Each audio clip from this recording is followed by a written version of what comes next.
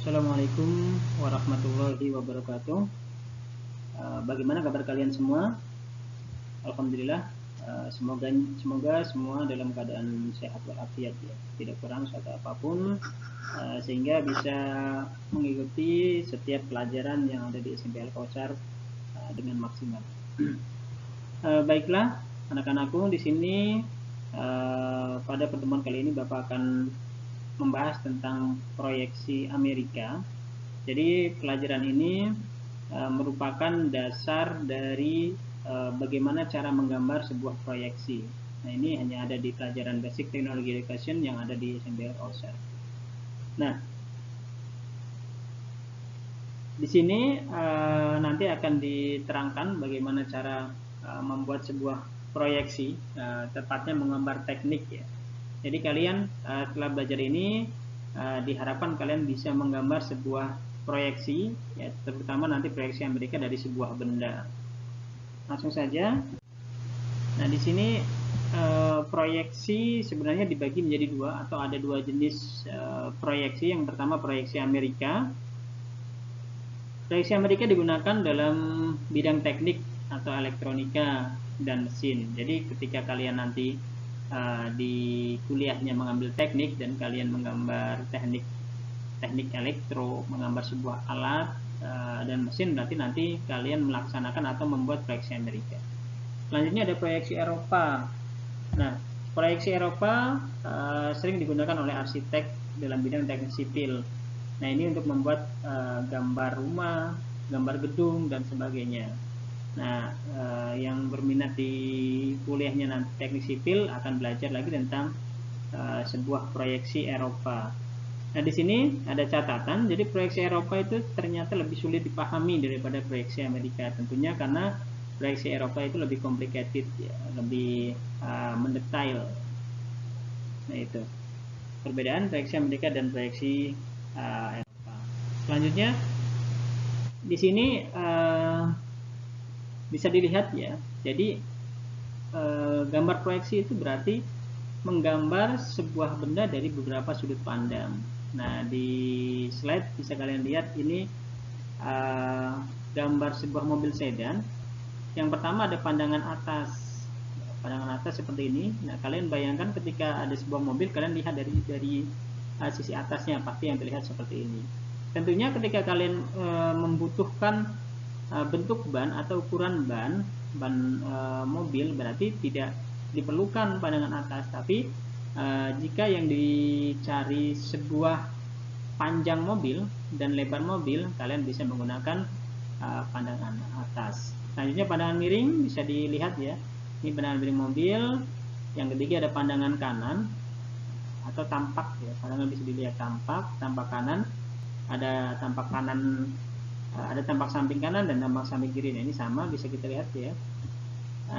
Ketika kalian informasi yang dibutuhkan sebuah panjang mobil, berarti kalian bisa menggunakan pandangan samping ya, di samping kanan samping atas.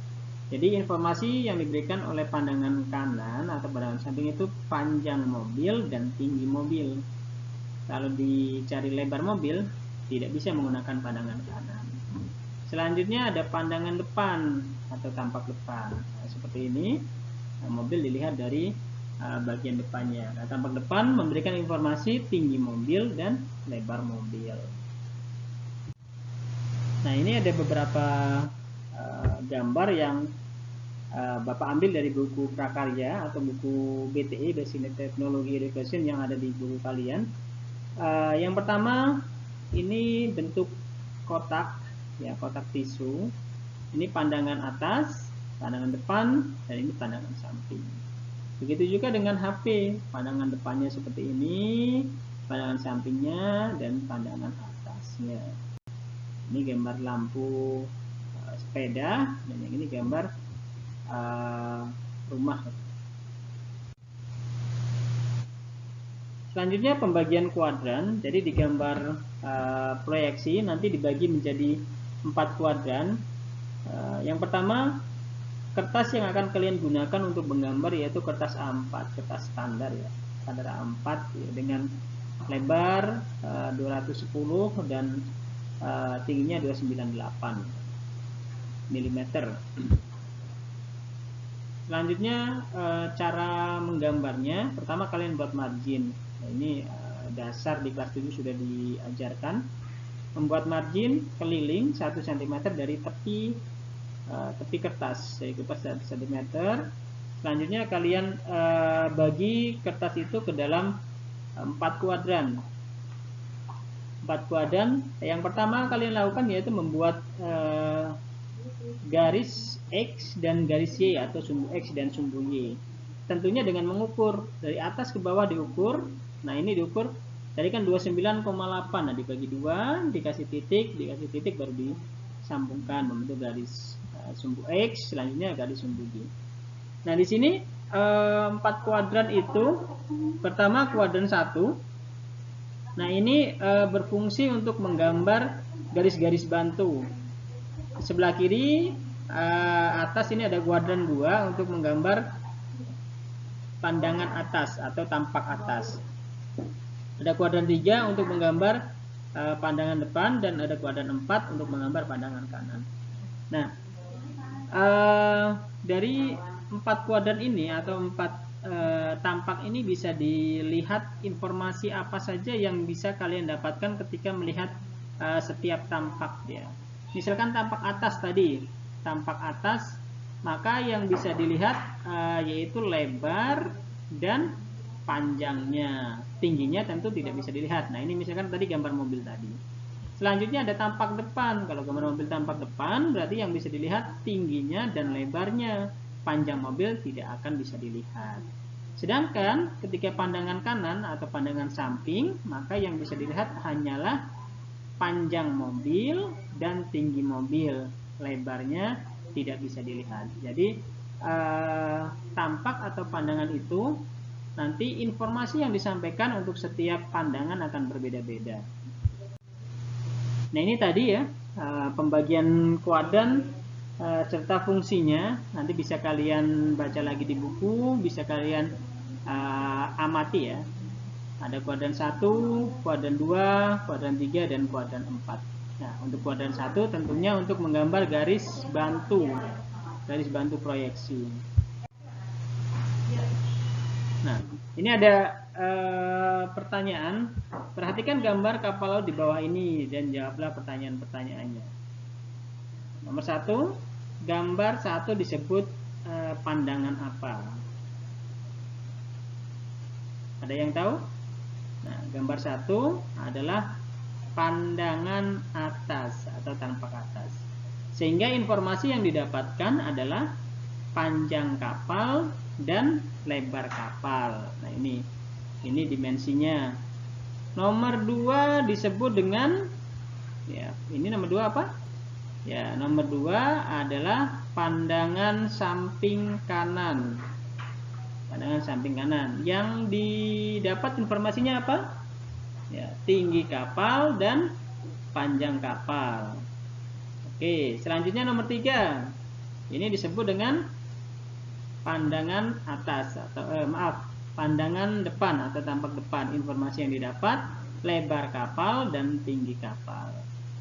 Nomor 4, ini tampak samping kiri atau tampak kiri. Yang didapat adalah tinggi kapal dan panjang kapal. Oke.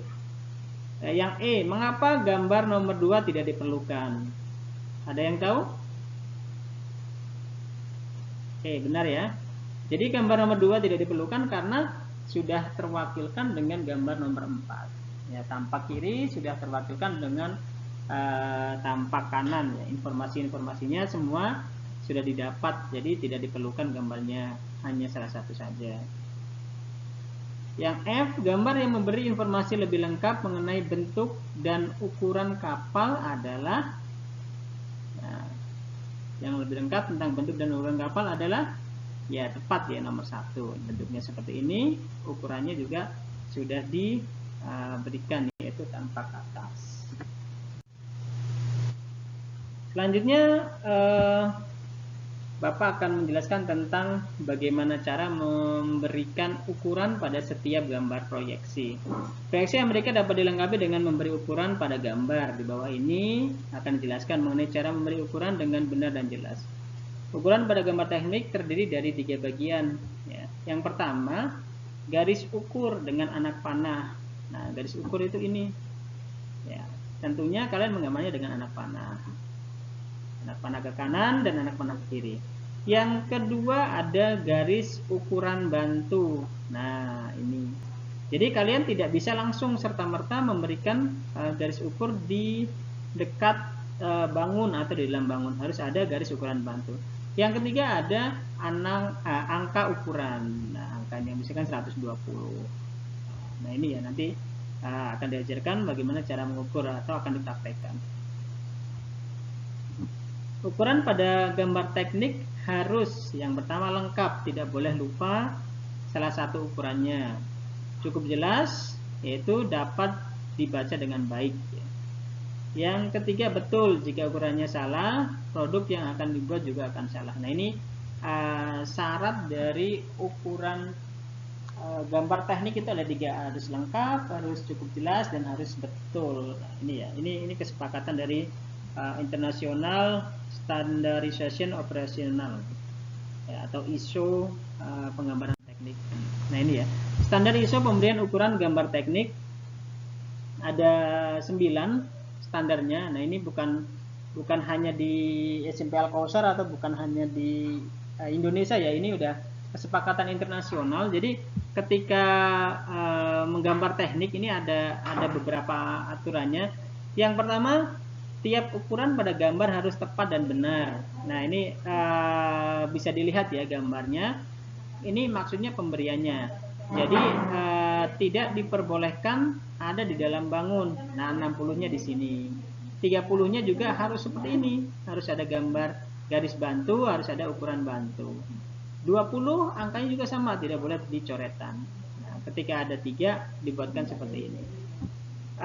Yang kedua, tinggi angka ukuran harus minimal 3 mm. Tidak boleh seperti ini ya. Nah, ini 1 mm, ini 2 mm. Nah, harus lebih besar ya. Karena kalau kecil nanti tidak terbaca. Ukuran harus dibaca dari sisi bawah atau sisi kanan. Ingat, sisi bawah itu dibacanya akan seperti ini. Bukan ini. Dan sisi kanannya 15 ini ya. Bukan ini kan dari sisi kiri. Jadi yang benar ini. Nanti akan Bapak lihat praktek membuat ukuran. Selanjutnya standar ISO yang keempat, angka ukuran harus ditulis sedikit di atas garis ukuran dan di tengah garis ukuran. Nah, ini bisa dilihat. Ini yang salah karena terlalu minggir. Ini juga salah karena menempel ke garis. Yang ini terlalu kanan. Yang benar ini.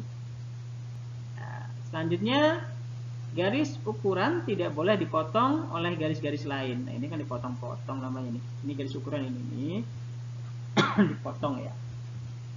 Ini yang benar. Jangan gunakan ukuran-ukuran berantai. Nah, 10, 10, 15, 12. Nah, ini juga menyalahi aturan ISO. Jadi ukurannya dari 12 dulu, baru ke atasnya. Yang paling atas adalah yang paling panjang 47. Nah, ini menerangkan setiap tangga. Kalau di sini kan jelas setiap tangga 12, 15. Nah, itu tidak boleh. Harusnya seperti ini. Oke, ini 12. Berarti kalau mengetahui tangga ini tinggal diambil 12, ya 27 diambil 12. Ini panjang tangga kedua dan seterusnya. Standar internasional tentang gambar teknik yang ketujuh yaitu untuk benda kerja yang bulat dapat digunakan tanda O dicoret ya. Nah, ini yang bulat berarti dia menerangkan bahwa bangun itu adalah bangun bulat. Di depan angka ukuran, pada angka 0 ada garis miring agar tidak dapat dibaca sebagai angka 0. Nah, ini ya. Nah, ini salah yang seperti ini. Yang benar ini di sebelah kanan gambarnya. Cara memberikan ukuran kecil. Cara memberikan ukuran kecil tidak di sela-sela kecil itu tidak dibuat garis bantu dan tanda panahnya keluar, tidak, itu salah ya. Jadi akan terlihat sangat kecil. Maka dibuat tanda panahnya masuk ke dalam, garis bantunya di dalam, ditulis 5. Seperti ini, atau dibuat titik tengahnya, dibuat garis. Nah, ini 5. Yang ke-9, sebaiknya ukuran bagian dalam terpisah dari ukuran bagian luar. Nah, di gambar yang salah, ini ukuran bagian dalam disatukan dengan ukuran bagian luar. Sedangkan ini gambar yang benar, ya. Ini ukuran bagian luarnya ini. Nah, yang sebelah kanan ini menerangkan ukuran bagian dalamnya. Nah, ini yang dimaksud dengan proyeksi Amerika. Jadi proyeksi Amerika itu memproyeksikan bahan-bahan atau peralatan-peralatan mesin, ya. Mesin. Yang ini dari poin 1 sampai poin 9 ini kan gambar mesin semua. Dan selain mesin, benda-benda elektronika juga akan diproyeksikan menggunakan proyeksi Amerika. Berbeda dengan proyeksi Eropa, yang sering kalian lihat ya, proyeksi Eropa itu menggambar sebuah proyeksi bangunan gedung atau rumah, sketsa-sketsa yang banyak kalian temui di internet atau di kelas 7 dulu pernah menggambar sketsa. Nah, itu mengacu pada proyeksi dari proyeksi Eropa tersebut. Mungkin itu dari Bapak. Terima kasih. Semoga kita semua dalam keadaan sehat selalu. Untuk pelajaran selanjutnya nanti akan Bapak buatkan video bagaimana cara menggambar proyeksi. Untuk semester ini proyeksinya nanti yang akan digambar yaitu proyeksi ke-1 sampai proyeksi ke-9. Kita pilih ada 4 proyeksi yang harus kalian gunakan. Mungkin itu dari Bapak. Mohon maaf bila ada yang kurang tepat, kurang berkenan. Bapak akhiri, wassalamualaikum warahmatullahi wabarakatuh.